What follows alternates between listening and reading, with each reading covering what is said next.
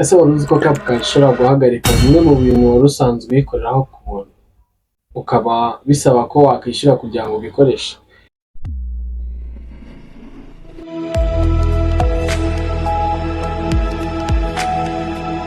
Mu by'ukuri nimba wari usanzwe ukoresha CapCut cyangwa wifuzaga kuyikoresha cyangwa se wateganyaga kuyikoresha mu buryo bw'umwuga, iyi video ni iyawe irakureba. Iyi video ni ingenzi. Okay, ngiye muri kumwe muri uno mwanya amafaranga.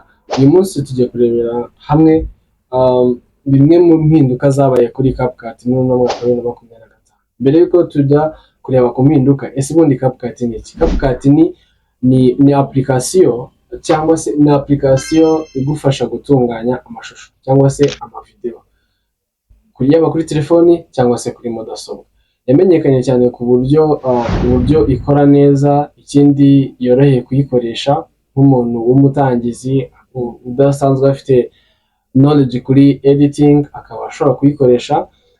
Yagiye ikuraho andi ma application menshi mu buryo bw'umwuga, kuko nanone iki ari ubuntu. Gusa muri uno mwaka tugiye kureba zimwe mu mpinduka zabaye mu mwaka wa 2025. Byahindutse muri 2025 ni ibingibi.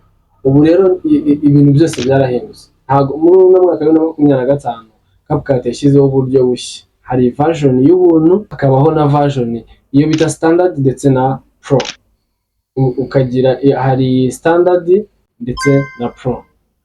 Usabwa kwishyura.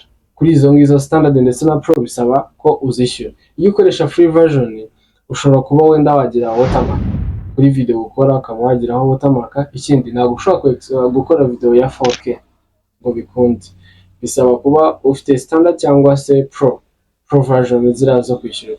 Ndetse hari na tools za AI zitaboneka kuri free version. Izo ni zimwe mu mpinduka zabaye muri 2025. Gusa ntabwo ukwiye gucika intege ngo CapCut iki n'iki.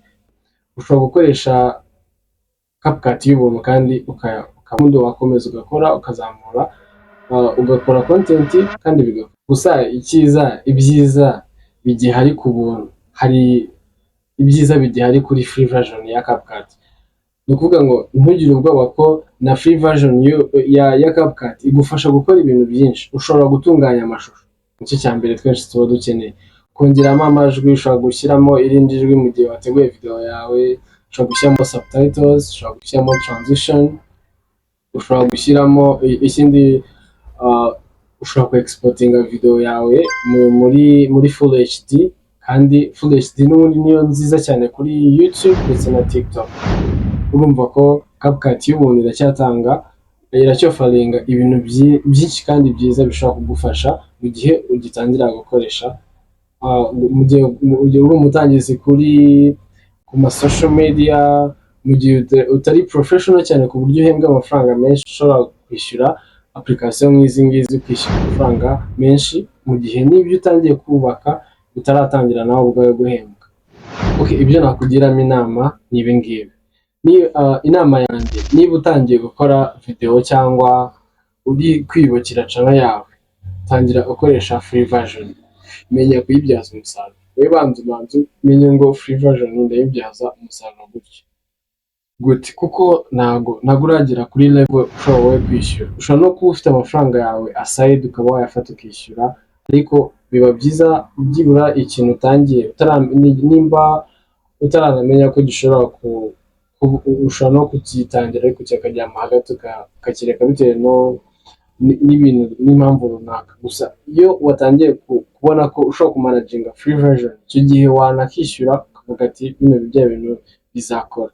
Ariko kuba watangira kwishyura utaramenya ko ibintu bizakora, aho ngaho waba ufashe umwanzuro wa fake kabisa. Amafaranga wayakoresha n'ikindi kintu ukacyubaka ku ruhande, ahubwo ukabyaza umusaruro ya free version. Niba ugeze kuri ya level yo kuba wagira amafaranga ndetse ibintu uri gukora ubona biri gutanga umusaruro yaba kuri social media, kuri platform uri kubaka, ubwo watangira kwishyura CapCut.